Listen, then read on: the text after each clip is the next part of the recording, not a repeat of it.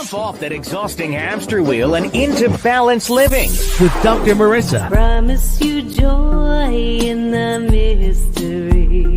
Dr. Marissa, also known as the Asian Oprah. Her mission, to be a beneficial presence on the planet. Her purpose, to be your personal advocate to live, laugh, love, learn. Her life motto, don't die wondering. Take back your life with Dr. Marissa Pay. And welcome. You are tuned in to Take My Advice. I'm not using it. Get Balanced with Dr. Marissa, the morning show here on KCAA, AM 1050, FM 102.3, FM 106.5, and streaming everywhere because this is a show about hope and happiness, and I want you to be happy 88% of the time. That's my mission. 88 million more happy people in the next 8 years. And I like to bring you guests and topics that can enhance your happiness. And I've been on his show a couple times. He's never been on my show, and he just went through quite the ordeal with a temporary health situation that I thought I would bring him on. He's one of my bosses, Mark Westwood, who's been with me for a long time, supporting all of my messages of hope and happiness. So please, Mark, welcome to the studio. It is a pleasure to be on your show finally. Thank you for inviting me on finally. I'm afraid to ask how many years it's been, like 5, 6, 7, something like that. I can't count them on all my fingers, and maybe I'd have to take a couple of my toes too. Well, I'm delighted that you're here. And for those of you who heard my question of the day, and I was sort of yelling at someone about taking care of their health, now you know who that was. So I'm going to ask you to introduce yourself in the unusual way that I like to do. I have a friend, she doesn't have an answering machine. She has a questioning machine. And when you call her, she says, "Who are you? And what do you want?" So who are you and what do you want? At the sound of the tone, I am Mark Westwood, of course. And you introduced me as general manager. I am here. I've been at KCAA for over 10 years now and help. Kind of proud of the things we've done of building the 102.3 and 106.5 and moving us from San Bernardino to Redlands when we needed to do that and keeping us on the air and then struggling through a pandemic, and here we are on the other side.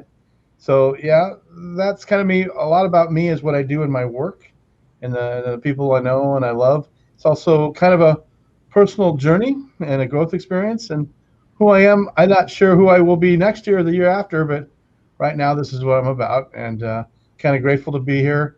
Really grateful after some health challenges that you mentioned to be here. Yeah, absolutely.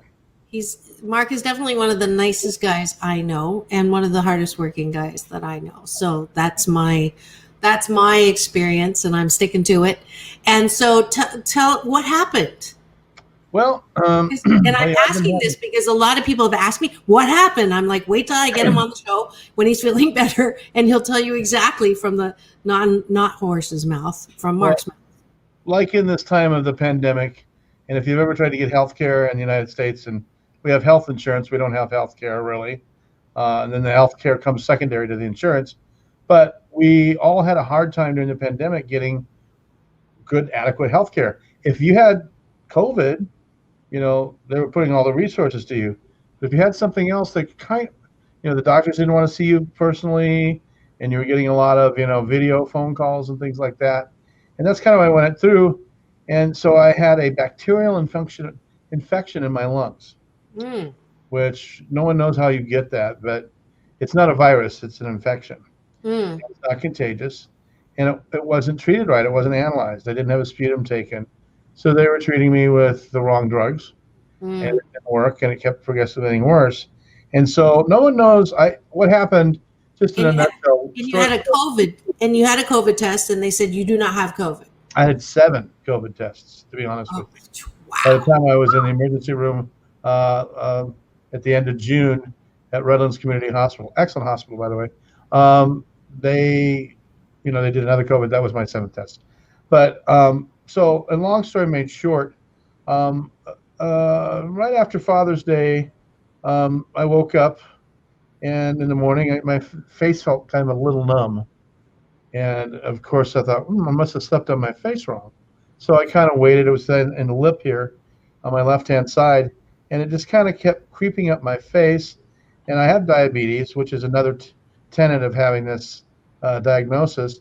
And the antivirus, the bacterial infection, the diabetes are two of the factors that help you get it. Weight is another one. Age is another one. Anyway, they don't know exactly how I did this, but they thought I was having a stroke. Of course, they took me to the hospital. You know, I had tremendous treatment from the time I got there.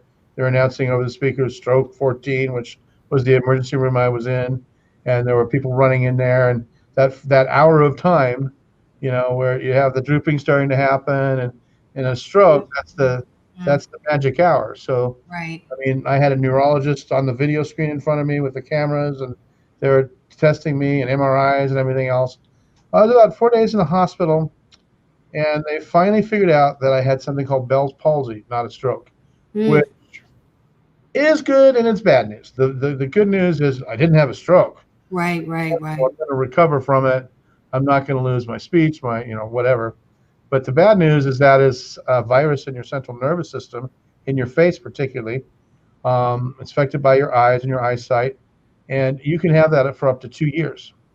The good news is I look at you right now. I look at the camera. I can raise both eyebrows, and I can smile, and both cheeks go up. I could show you a picture, and it was really bad about 3 weeks ago. Yeah, let me see it. Yeah, I've been really, really, really improving. I can whistle now, almost. I used to be able to whistle the 1812 Overture or the Star Spangled Banner precisely because I was a musician as well. And I can't do that right now still. But, you know, when I eat. You look great, though. You look great. You do not look like you went through all of that. Yeah, I'm feeling better. It's getting better every day. That's good. Of course, yeah, you're right. I have to take care of myself. The last mitigating factor of this whole thing is called stress. And so 85% of all doctors' visits have that as the diagnosis. 85%. Yeah. That's incredible to me. And yet we don't have, regular stress education. We just say, don't get stressed. And that's why I try to give, advice that maybe I don't use, but it's all about how to help yourself, act on your own behalf. And that's why I always yell at you, because you're so helpful to everyone else but yourself. And that's gotta stop. See, I brought him on to yell at him here. I didn't know you get that. He didn't listen to the segment. Yeah, Mama, I didn't listen to the segment. I set myself up. But you're right about that.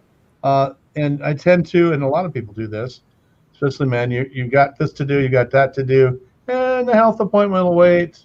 Or you put it in the back of your mind and you forget your doctor's appointment or something like that. Yeah. That happens, and it's really important not to do that, and especially when you get to be, 35. That's I'm ageless, yeah. So I get it. Exactly. Yeah. But we live in the world we live in today, and it has a lot of stress in it, and we have to learn how to deal with it. Yeah, and I think the analogy of in the airplane, the air, when the air comes down, it's not going to do you any good helping the other person with their air, because you're going to end up falling over because you haven't gotten the oxygen first. So, you're really no good to anyone, including me. This is all selfish. I need you healthy because I need my questions answered. You're in trouble. I know I'm horrible. No. We've been friends for a long time, and you are a bleeding heart everything.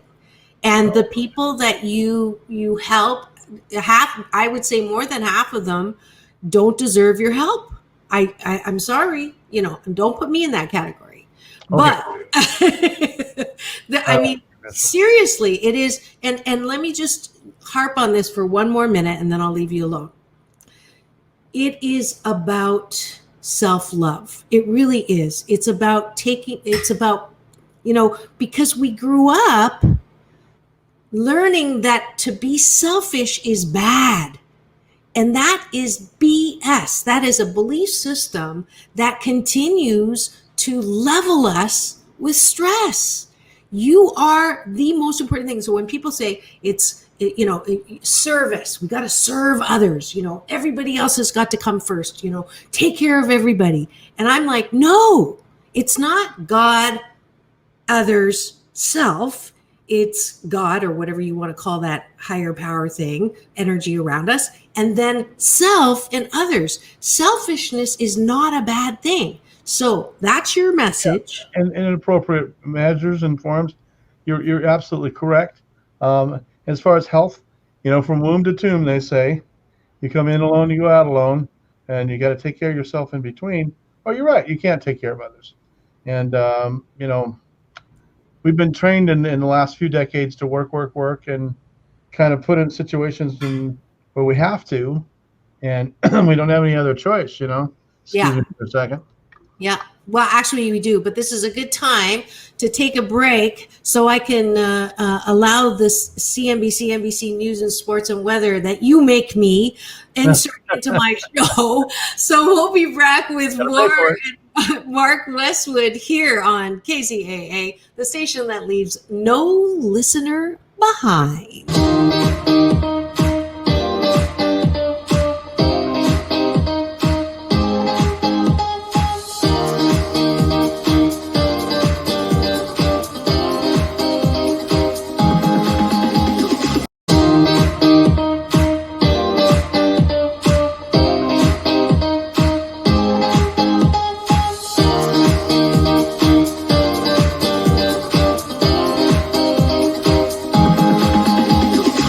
And we're back. You are tuned in to Take My Advice. I'm not using it. Get balanced with Dr. Marissa here on KCAA, AM 1050, FM 102.3, FM 106.5, and streaming everywhere. And this is a show about hope and happiness. And my guest today is expressing his hope and his happiness after a little bout with a bacteria that gave him Bell's palsy, but he doesn't look like it, which is great. And now I've just been lecturing him about how to take care of himself, and I'm not going to do it. I promised it was only one more minute, but I did also want him on because I think it's, you guys get tired of listening to me ranting, and I actually have someone that agrees with me. So I brought some reinforcement on the show because we are dealing with a couple of viruses. We're coming out, we're peeking out of the pall of the pandemic. Do you like that? I just came up with that. But we're also dealing with the virus of racism. We're dealing with the virus of inequity. We're dealing with the virus of separation and hatred. And it's hurting us. It's hurting the United States of America. We are not, every time someone says United States, it's like, is it really? Are we really united? Are we ever really going to be united again? Yes or no? So I thought I would have you come on and give us your 8 cents worth. You have a unique perspective. You are a broadcaster. You own stations. You in charge of programming. You actually, I did want us to also put the moose on the table, my Canadian version of talking about the elephant in the room, why we dropped Dave Ramsey, because Dave Ramsey used to be on our station for years. And you guys made a leadership decision to have him dropped off of KCAA. So I want your view and your sort of take and recommendations on what you think is going to get us to get over the other side. Okay, well, first of all, there's a lot in there that I have to answer now. Sorry. That's okay. But first of all, in some of the statements you made, one of the things I think people need to stop taking things so seriously. A little more lightheartedness, a little more positivity, a little more support of people, recognizing the good in people first, and then their shortcomings last. Does this sound familiar? I hope it does. And with that being said, and we got a lot of advice from you like that too, and I've learned from you too, Dr. Marissa, about things like that. But with that being said, there are people who kind of focus in on being negative and separating people and labeling people and filing them away in folders and things like that, and tend to get into people's business too much. If you don't want to be gay, don't be gay. If you don't like vanilla ice cream, don't eat vanilla ice cream. It's just that simple. In life, live your life. Live your life to be you, and vote for who you want. Everybody has the right to their own ridiculous opinion, and move on. Really seriously, you don't need to control the world. You don't need to control. As long as you control your own environment and you're not hurting anybody else, good. But then also being a good part of society is you pay your taxes, you support safe streets and things like that. But in the political world, because there was so much divisiveness being reported, we have a lot of people who have joined one side or the other, and I think it as I'm on this team or I'm on that team. I'm on this team or I'm on that team. And the fact of the matter is we're all on the same team. We're all in the same little spinning little globe out in the middle of the universe, and we don't know anybody else is around but us, So we need to hang together a little bit better. And that includes, labeling people, racism, sexism, genderism, all of that sort of thing. Just support people, see their good qualities. It's much easier, it's much nicer, it's more fun. And, so we have people who, especially on the internet, Facebook, social media, who react instead of act. In other words, they post things they shouldn't. They have knee-jerk reflexes, and you have to learn not to do that. You have to learn to step back. Don't puff so much and puff your chest and swing in the air. But look at things and say, "Wow, what if I was this person? How would I feel if I was talked to that way?" Or realize that some people, when they lash out at one particular party or another, they might be lashing out at some of the people that are elected from that party, but just because you're a Democrat doesn't make you like Joe Biden, or a Republican make you like Donald Trump. You're never probably going to meet those people, to be honest with you.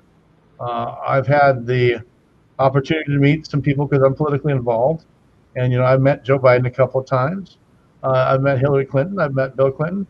But honestly, as active as I have been, and I've been pretty active, I've really only gotten 3 or 4 or 5 minutes with them, and I would really think they wouldn't remember my face or my name and put them together if I met them today again. So don't take yourself so seriously or your points of view so seriously. Be a little more lighthearted. Be a little more open-minded, and believe what you want to believe. Okay, but understand there's also some people, and I'm up on my soapbox now. Forgive me, who are going to believe what they want to believe no matter what. Right. So, you can tell them, for instance, we bring up the subject of the election was rigged and people cheated. Yeah. And, where's the evidence? On one side, the other evidence says, well, we had the ballots, but the chickens ate them in Arizona, and then they ground up the chickens. Honestly, I am not, folks. If you think I'm crazy, I'm not making that up. What? Said. What? That actually was said. Yes. That was in the news.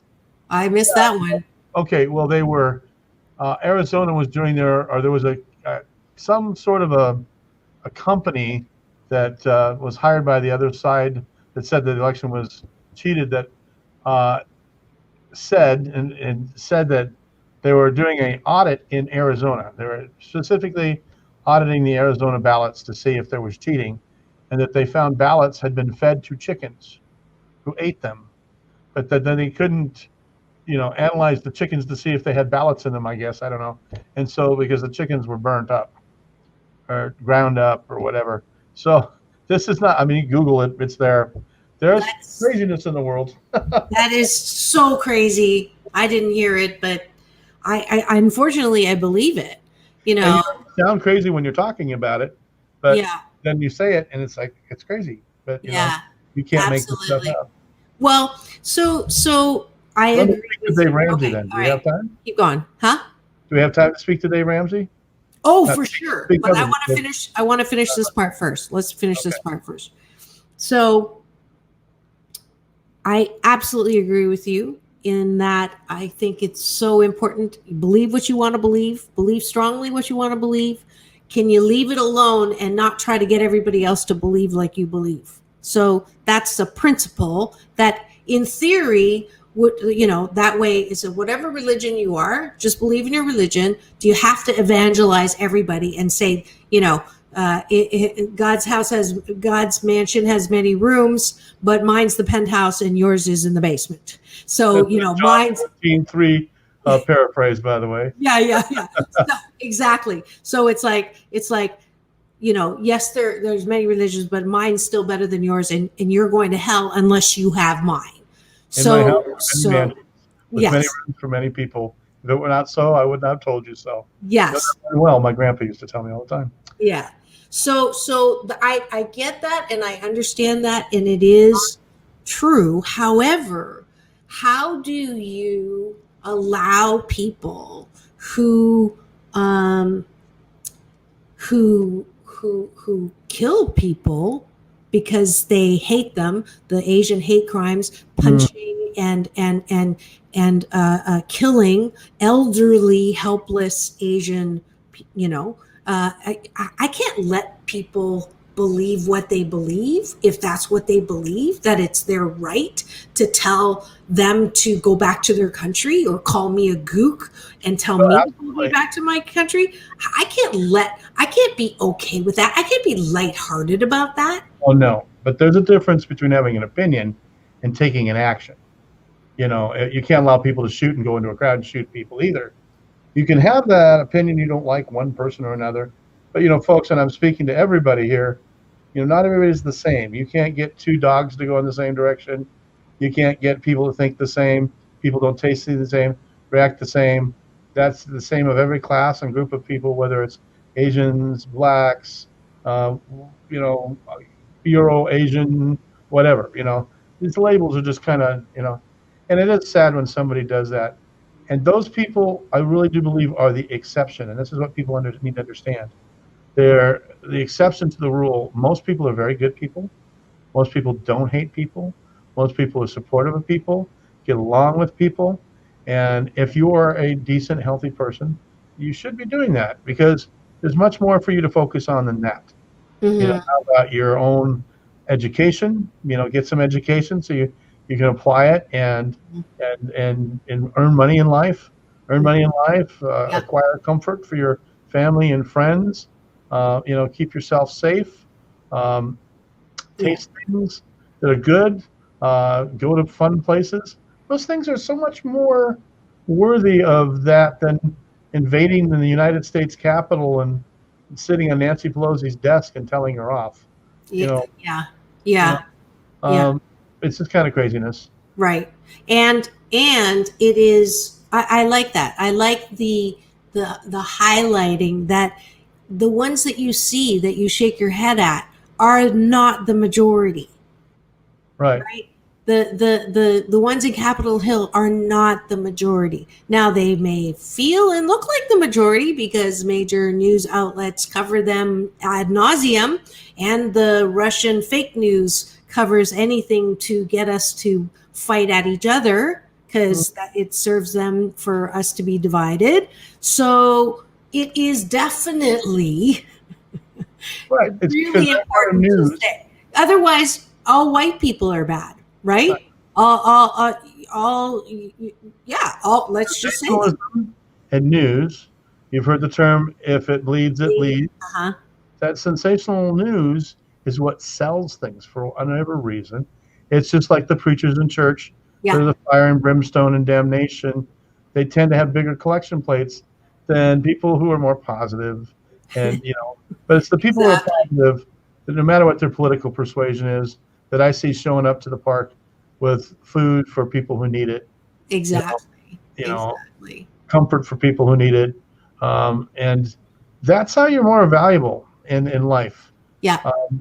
And we're going to take a quick break because we're going to come back and talk about Dave Ramsey here on Take My Advice, I'm Not Using It, Get Balanced with Dr. Marissa, the morning show. We'll be right back with Mark Westwood.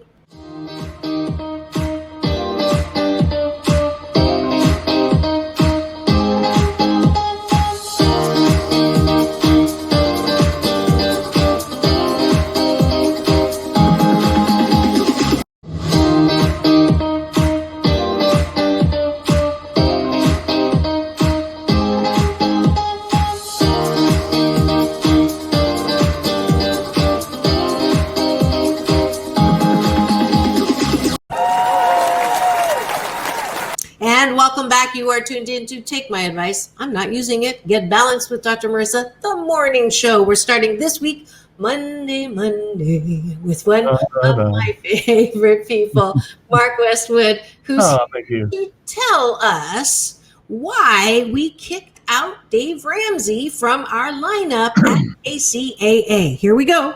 All right. So, and I just got a call about this today too. It happened a few weeks ago, before my illness started. Actually, I went to the hospital. Dave's been with us for years and years and years. Longer than me. Way longer. For the most part, Dave gives some very sage financial advice. He had another spin-off show that we took on that we also removed as well, a Dave Ramsey production. And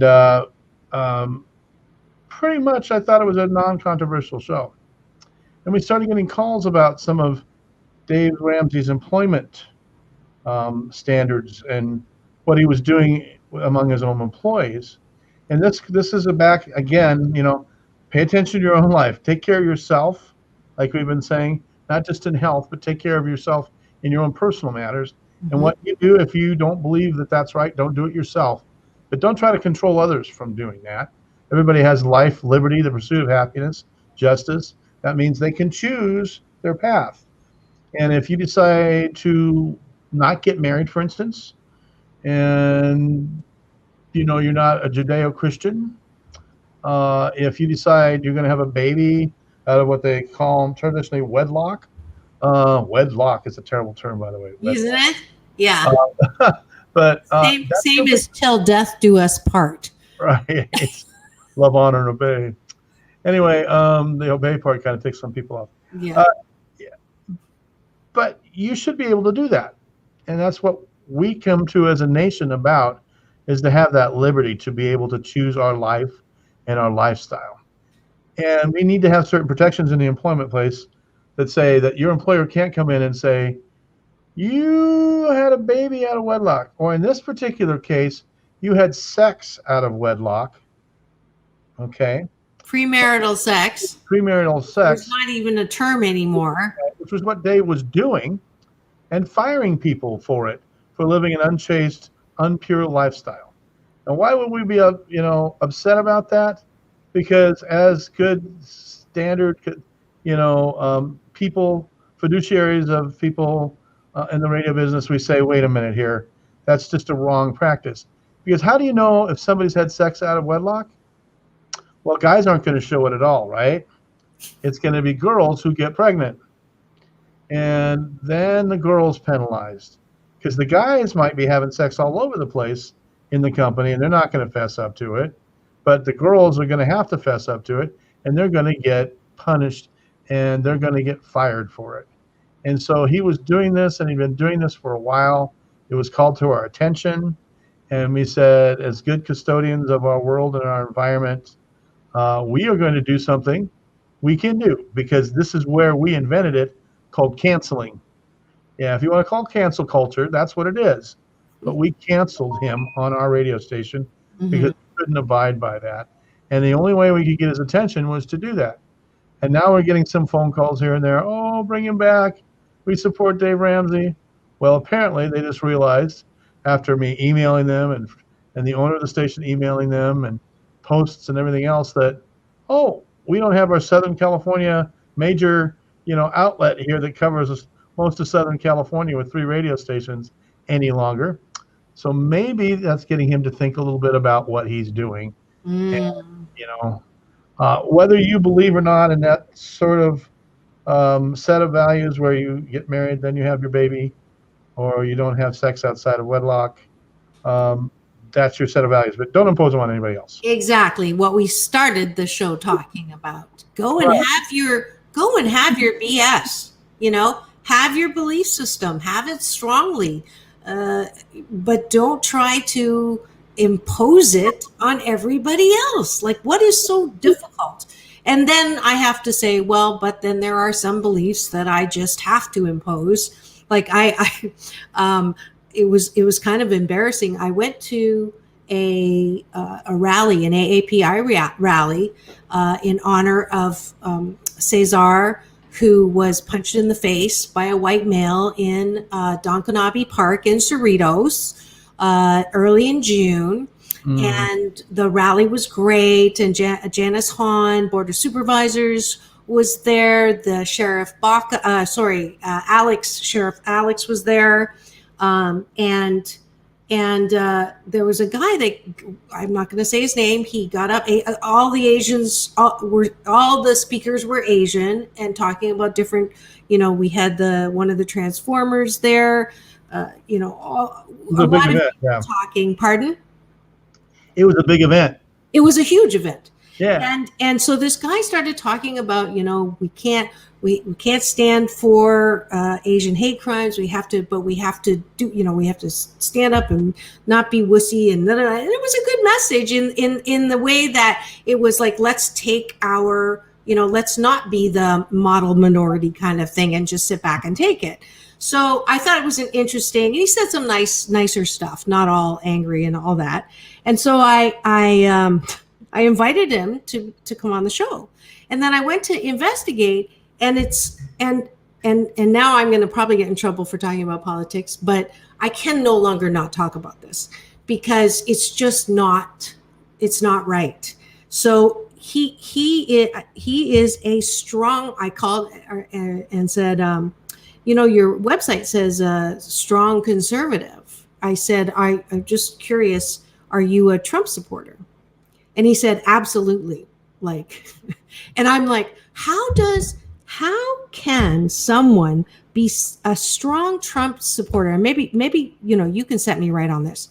How can someone support someone who calls the Chinese virus, so much that it, like Capitol Hill, led to this open season on hating Asians and Kung Flu and all of this, open the door to all this. And I just don't understand how someone can hold, let's stop hating Asians and let's support the man who is really to give him some credit for all the problems that we're having. Not all of them, but he certainly opened the floodgates. So anybody who thought it wasn't okay, that maybe they shouldn't be racist, that they shouldn't hate Asians, that they shouldn't, actively punch and kick and, push down, maybe that's not okay. But when you have a president that says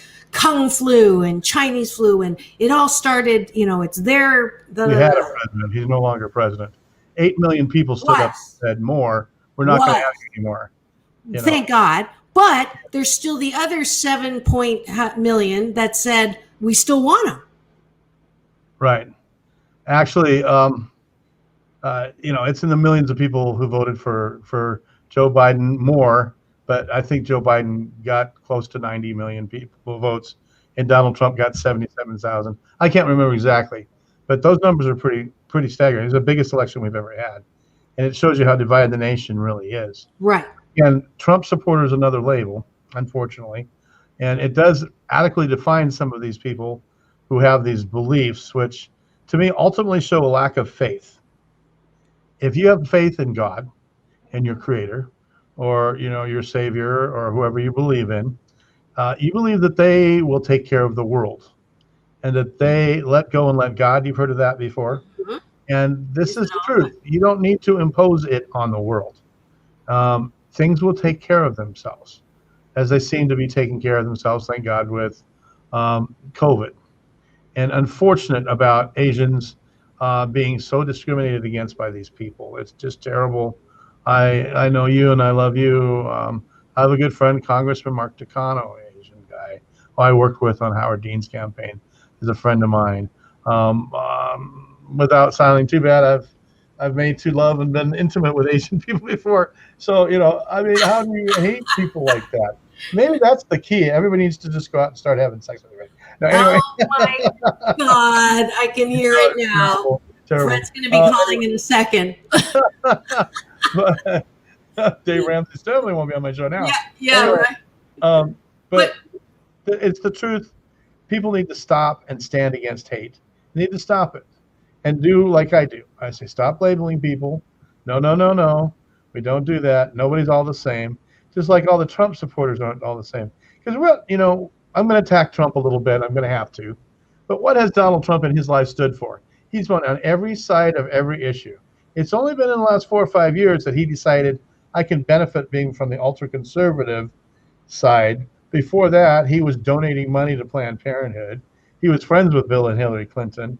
You would have thought, 10, 12 years ago, if he ran for president, got elected, that was going to be a Democrat that got elected instead of a conservative, ultra-right wing, now radical Republican who's gone into the fringes of this. Because the people who invaded January 6th was the fringe element.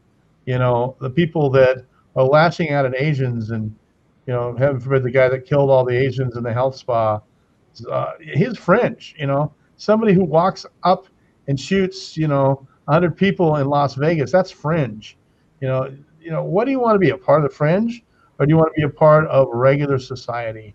And you have to be a part of regular society, you accept the good with the bad, you let people live the way they want to live, and you stop trying to manipulate people. You stop trying, I agree on one hand with you, and I'll put the moose on the table again. What you permit, you promote. So you cannot let everything go. And good police action, though, takes care of this, too. And I support police, too. I know that there's been a problem, there's problems with our police, and there definitely are. But overwhelmingly, the exceptions are those people, the fringe element of the police. Any element of society has a fringe element in it, I guess, is what that is. But, we can't support it. So good police action, we prosecute these people, we put them in jail, we do what we need to do to penalize them, to be punitive. Then we also support healthy psychology. There's something that we don't talk about. Mm-hmm. And that is, how did we get there? This kind of mental illness that the larger group of people, the 77 million people that elected Donald Trump instead of the 80 or almost 90 million people that voted Joe Biden. How did they get there? Is it because of disadvantage? Is it because of lack of education, training, spirituality, faithfulness? I don't know. All of the above. All of the above. Start to address some of that and Yeah. a mental illness. And there's also a huge opiate and drug problem in our society. But white supremacy, or the fact that you believe that you are superior, that is not. That's delusional. Pardon? That's delusional. You have the delusion that you're superior because of the skin pigment of your skin. Yeah. I had Jane Elliott on, and she was magnificent as a guest. I'll have to send you the link to that show. But she, it's not as overt as we think it is. And it is also not as fringe as we think it is, because our whole education system is based around that delusion. It's an acceptable delusion, Mark.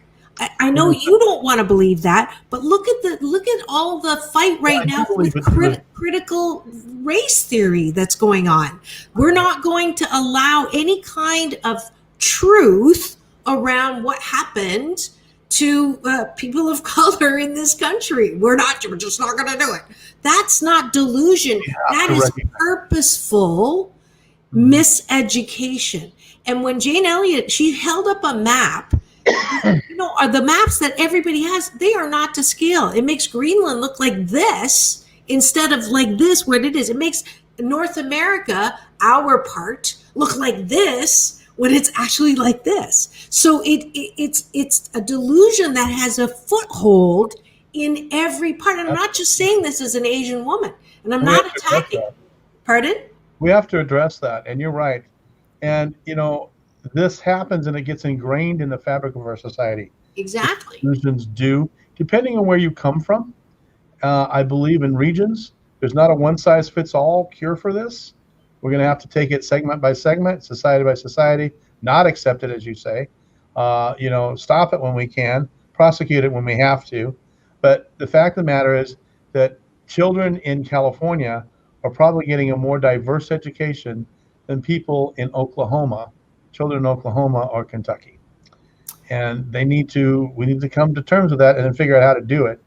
A lot of that is, we can do it through technology, through education, but people need to release the hate, release it if you have it.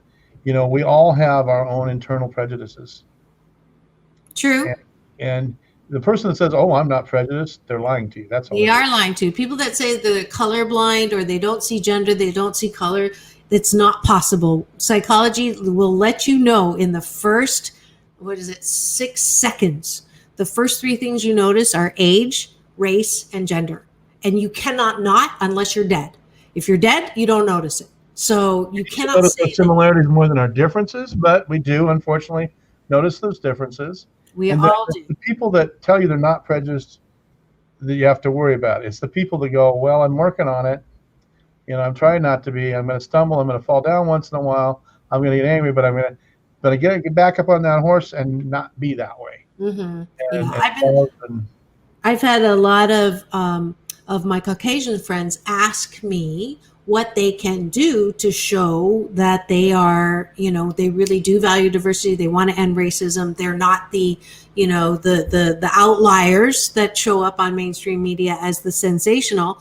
And my first absolute advice is, if someone says to you, "Are you racist?" or "that what you just said sounded racist," the best thing for you to do is not get angry or defensive. To defend yourself that you're not, because then that just completely shuts everything down. Thou doth protest too much. Or the ones that say, "Oh, I love Chinese food.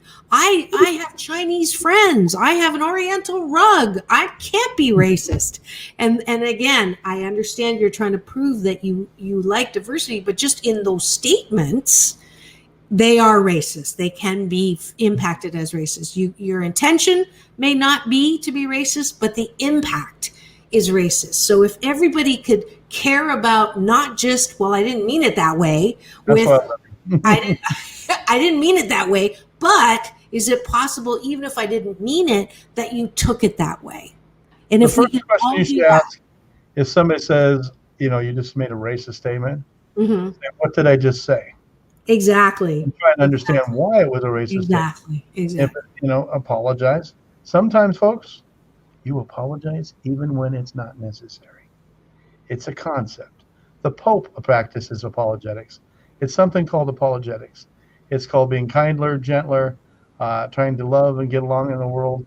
And sometimes you apologize when, "Hey, I don't have to apologize. I didn't do anything." Apologize anyway. An apology is just saying, "I acknowledge that you're feeling something that you shouldn't be feeling, and I'm trying to help you get over it." And by being someone's ally, being their friend, a lot of times you can help them more than you can be when you're in their face proving that you're right and they're wrong. Mm-hmm. A lot of times there's not a right and a wrong. It's all a cloudy little gray area. Yeah. Anyway. Yeah, and that's the difficulty with valuing diversity, is it's so much gray. And traditionally, Americans, we want to know, is it right, wrong, good, bad, black, white? What category does it go into? We don't like the gray. We don't like not knowing. We want to have the right answer. In school, what's the right answer? There's not like 6 right answers until you come to the multiple choice. So we have to be okay with that gray. That's amazing. First of all, if you're still listening to us, I congratulate you. This is true, because there are people that are so closed-minded that they've tuned out a long time ago. They're on the other vapidly hating, AM talk station that's playing something that's really bad. Mm-hmm. But if you're still listening to us, that means you have an open mind, that you want to get an education, that you're willing to learn, and that maybe you're a person who's the positive example of what society should be about, instead of the exception we were talking about earlier. Yeah. And if you feel, and I really want to say this, if you feel the need to shoot somebody, if you feel the need to create chaos or run your car through a mall, or crazy things that have happened we've seen in the last year, or burn something, please, there are all kinds of helplines. People won't, think badly of you. You need to decompress. You need to get rid of that mental illness for your own health. We talked about stress in the beginning. That other thing, that internal hatred, internal prejudice, the anger that you have in there about because you believe that the world should be a different place than it is, when it's just you be that person. You don't have to worry about everybody else. Mm-hmm. We all go in for our judgment alone, right? Yep. You believe in God. You believe that you have a judgment day. That's you. That's not every society. That's you. So get up there and do the best you can. Mm-hmm. Love people and don't judge people. Yeah, absolutely. And start love with yourself. You gotta love yourself. If you spend all your time, criticizing yourself or being hard on yourself, quit being so hard on yourself. Let me use an analogy here real quick. Yeah. You got a piece of pizza, and it's really good, and it's got lots of cheese and pepperoni on it, but there's one pepperoni that looks weird. It's all burnt and twisted, maybe a little green. Chances are you're just going to take that pepperoni, peel it off, throw it away, and you're going to eat the rest of the pizza. It's the same way with people. Look at the good in people. Look at the contributions they make. Look at how they can help you and how you can help them and the good times you can have with them, and do that. And everybody needs to do this one exercise. Don't be so segregationist. Don't just hang out with your own kind. Get out of your circle. Get out of your comfort zone. Make friends with Asian people, Black people. Eat in their homes. You invite them into your home. You don't have to like everything about them, but you're going to find out pretty soon it's hard to hate people when you know them. Amen. Drop the mic. That's great. That's great, Mark. Thank you so much. See, I don't need to say a word. Just bring Mark on. He does all the good talking that you're tired of hearing me yelling you about. See, I'm sneaky that way. All right. The last question that I always ask my guests is, to whom or what are you most grateful for? To whom or what are you most grateful for? Well, I have a lot of gratefulness in this world that I need to be grateful for. And I think it's the people around me and the love and the support of the people. I had a lot of visitors in the hospital, and I wasn't expecting that. And I had so much gratitude. And the nurses were saying, wow, you're a popular guy. You're getting a lot of visitors. And there was gratitude. And the gratitude was that I wasn't in COVID, so they could visit. And that was nice. Only one person at a time, but we could do that. And I'm just grateful for getting to where I'm at. Not because I'm so great, not because I'm so wonderful, smart, or intelligent, or good looking. You can decide that upon yourself. But because I had the support of all these friends and family. And right now I'm grateful because there's certain things health-wise I can't do right now. And they're helping me out doing it. And I'm really grateful for all of them, and grateful for you, and grateful for my job and the sky above me. And then I go kick something because I get mad and it's frustrated, but you get over it. You do what you got to do. That's beautiful. Thank you, Mark Westwood, for coming on my show.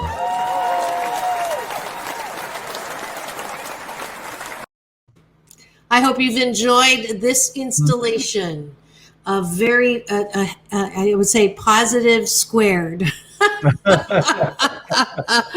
And we'll see you tomorrow morning at 8 for more Take My Advice, I'm Not Using It. Get balanced with Dr. Marissa. Remember, it's all about balance. Peace in, peace out. World peace through inner peace. Dr. Marissa reporting live and reminding you to have the best day ever.